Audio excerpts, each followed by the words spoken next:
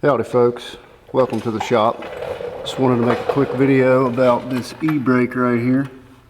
This is on a 850D Gator, but it should be the same on most of them.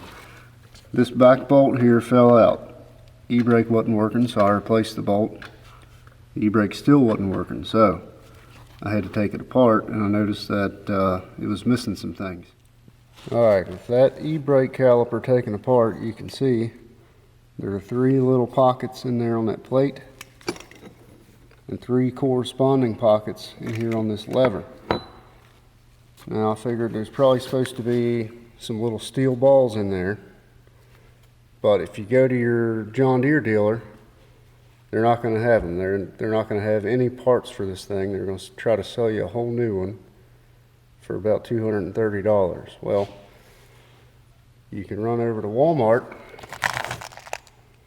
get you a pack of these 3/8 slingshots. Look at that, little steel balls. They fit perfectly right there in them pockets.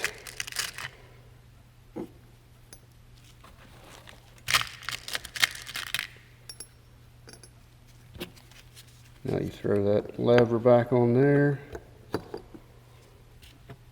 followed by the pads.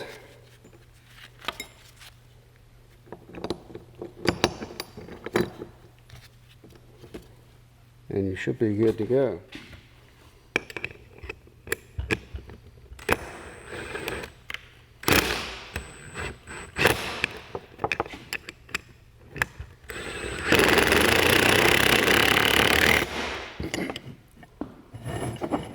Now with that caliper reassembled, you can see how it works. When that lever gets pulled, those balls make it push against that pad. They come unseated out of the pocket and it puts pressure on that pad.